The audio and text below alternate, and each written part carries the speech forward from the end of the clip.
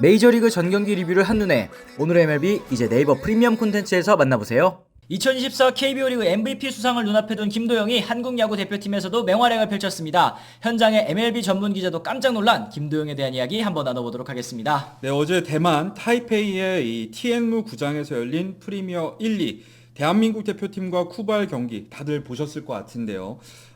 이 B조 조별리그 2차전에서 우리 대표팀이 쿠바를 상대로 8대4 대승을 거뒀습니다. 그렇습니다. 사실 전날 열린 대만과의 개막전에서 3대6으로 패배한 대표팀 정말 귀중한 승리를 어제 거둘 수 있었는데요. 이날 승리의 주역 단연 3번 타자 3루수로 선발 출전했었던 김도영 선수였습니다. 네, 첫 타석에서는 이 좌완 선발인 모이넬로를 상대로 변화구 헛스윙 삼진을 당했었는데 2대0으로 앞서던 2회 말 2사 말루 찬스 얘기를 안 할 수가 없겠죠.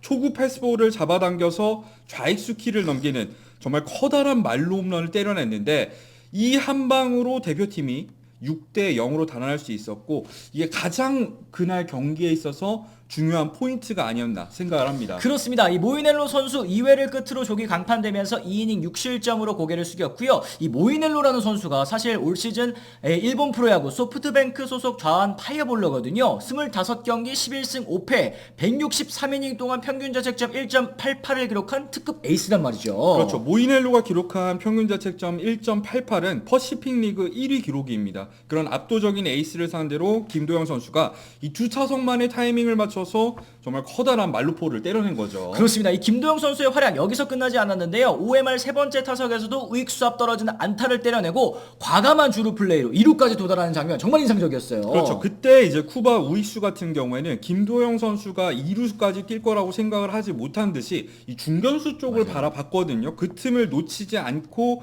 김도영 선수가 빠른 발을 활용해서 2루까지 가는 장면 굉장히 인상적이었습니다. 그렇습니다. 이제 7회 말 1사 주자 없는 상황에서 네 번째 타석에 들어선 김도영 선수 바뀐 투수 브루스의 초구를 또 잡아당겨서 홈런을 또 한 번 터뜨려냈습니다. 앞서 대표팀이 7회 초 쿠바에 한 점을 내준 상황이었기 때문에 이 8대1로 달아나는 점수를 만들어냈다는 거. 김도영 선수 이날 최종 성적 멀티 홈런 포함 4타수 3안타 2득점 5타점 그야말로 원맨쇼였습니다. 올 시즌 KBO 리그에서 이 수비는 사실은 좀 아쉬웠죠. 리그 최다인 30개의 실책을 저지르긴 했습니다만 이날 김도영 선수는 수비에서도 멋진 활약을 두 차례 보여줬습니다. 그래요. 2회 좌익선상으로 향하는 총알 타고 점프 캐치로도 걷어내더니 5회 무사 1, 2루에서도 강습 타고 처리하면서 공수 양면에서 정말 활약을 펼쳐줬습니다. 사실 이날 텐무구장에는 모이넬로 선수의 투구를 지켜보기 위해서 메이저리그 10개 구단 스카우트가 방문을 했었는데 스카우트들 모이넬로 보러 왔다가 김도영 선수의 활약을 또 가득 담아서 돌아갈 수 있게 됐습니다. 네, 그리고 현장에는 메이저리그 전문 기자이자 MLB.com의 간판 기자 중 한 명인 존모로 씨 같은 경우에도 있었는데요.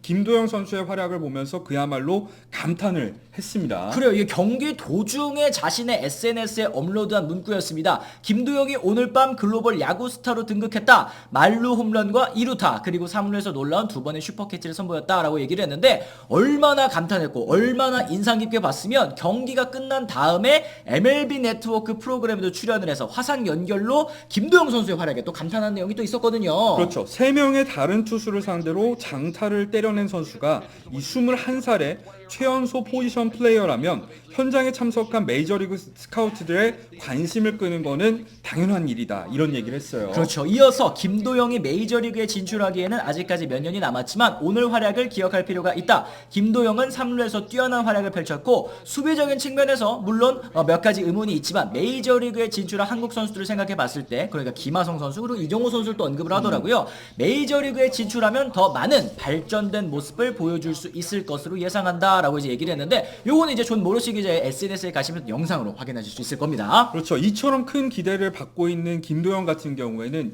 2003년생 올해로 21살이 된 기아 타이거즈의 내야수입니다. 2022년에 1차 지명으로 기아에 입단을 했었는데 3년차 시즌인 올해에 그야말로 브레이크아웃에 성공을 했죠. 그렇습니다. 141경기에 나서서요. 타율도 3할 4푼 7리, 38홈런 109타점, 143개의 득점을 또 이뤄냈고요. 도루도 40개 기록했습니다. OPS OPS 1.067을 기록하면서 그야말로 역대급 시즌을 만들어냈어요. 네, 일단 최연소로 30-30 클럽에 가입을 한 건 물론이고 단일 시즌 최다 득점 신기록을 세우는 등 올해 소속팀인 기아 타이거즈의 통합 우승에 가장 큰 원동력이 된 선수가 바로 김도영이었습니다. 맞습니다. 이제 김도영 선수 사실 사흘 전에 팬그래프닷컴에서 업데이트를 했습니다. 국제 유망주 랭킹에도 새롭게 또 이름을 올렸는데요. 김도영 선수는 기아 타이거즈의 우승으로 끝난 20살 시즌에 괴물 같은 활약을 펼쳤다라면서 매체가 또 소개를 하더라고요. 그렇죠. 중간 체격의 김도영 선수는 구장 전역으로 홈런을 때리기 위해서 강한 스윙을 하고 있는데